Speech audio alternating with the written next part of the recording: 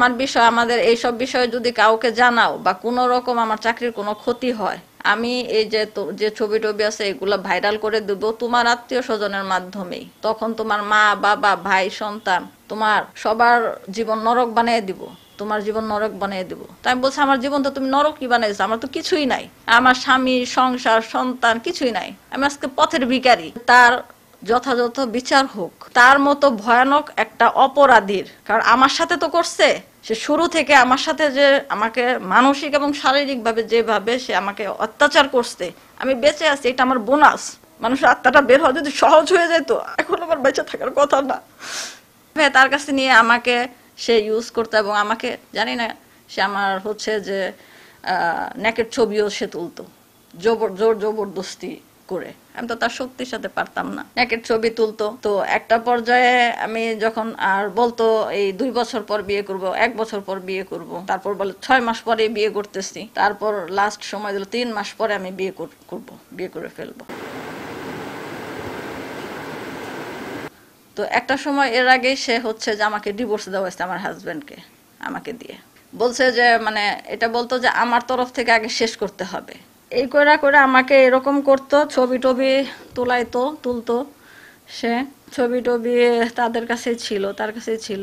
এখন এক পর্যায়ে সে আমার হাজবেন্ডকে ডিভোর্স দেওয়া হলো। আমার ওইখানে তো মানে দিকে দিকে বেঁচেছিলাম আমি, আমার খুব ভয়ানক পরিস্থিতি করে ফেলতো, মানে পারিবারিক এবং সামাজিক পরিস্থিতিটা এতটাই ভয়ঙ্কর ছিল, আমার বেঁচে থাকা খুব কঠিন ছিল। এরপর একটা সময়ে তাকে যখন সে আমি টাঙ্গাইল আসলাম, সে আমাকে দিয়ে গেছিল টাঙ্গাইলে। উনি যখন ওই যে ছিল প্রতিবন্ধী ট্রাস্টের চেয়ারম্যান ছিল, উনি আমাকে টাঙ্গাইলে দিয়ে গেছিল। যেদিন দিয়ে গেল তার একদিন পরে সে টাঙ্গাইলে আবার আসলো। আমি তাকে অনেক না করছি আপনি আইসেন না, সে জোর জবরদস্তি আসবেই বলে। আমি ঘুমের ওষুধ খাইছি, আমি কোনো খাওয়া দাওয়া করি না 2 দিন যাবত, তুমি আমার সাথে টাঙ্গাইল চলে যাবা। বলতেছে আমার শারীরিক অবস্থা খুব খারাপ। পরে খাবার নিয়ে যে আমার নিজের হাতে তাকে আমি খাবারগুলা খাওয়াইলাম।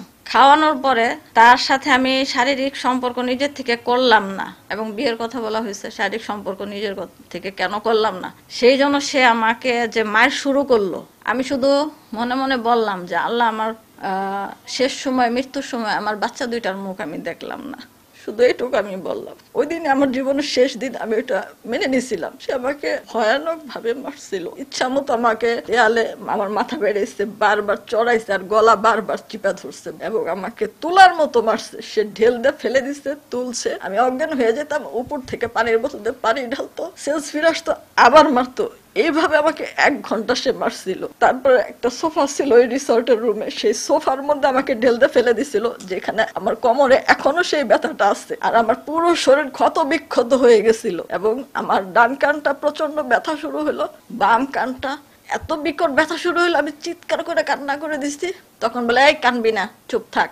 একটা সময় আমি বললাম যে তুমি আমাকে এইভাবে মারতেছো কেন, আমার কান প্রচন্ড ব্যথা। মানে তখন ওই মুহূর্তে আমার কানের পর্দাটা ছিঁড়ে গেছে।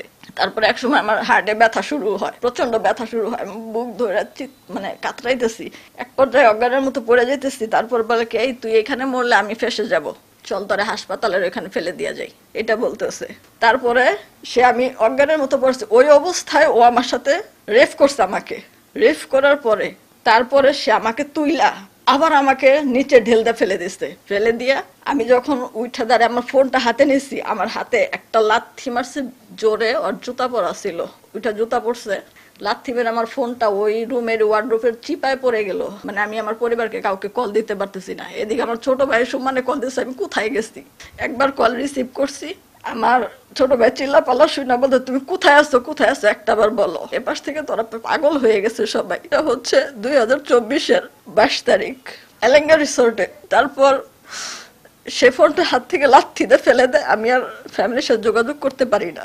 তারপর আমাকে ইচ্ছা মতো মারছে, মারতে মারতে লাস্টে এক পর্যায়ে আমি হয়তো আল্লাহর ইশারা, তখন আর কি আমি চলে আসলাম। মানে বললো যে চল বাইরো, তোর বাসার ওইখানে ফালাই রেখা যাই, এই কথা বলে আমাকে নিয়ে আসলো আইনা। সারা রাস্তা আমাকে ওর ড্রাইভারের সামনে যা তা গালিগালাজ করছে, রাগারাগি খারাপ ব্যবহার করছে। আমি বাসায় আসছি, আমার মুখ টুক সব ঢাইকে আসছি, তখন আমার মা, আমার ভাইরা কেউ জানে না।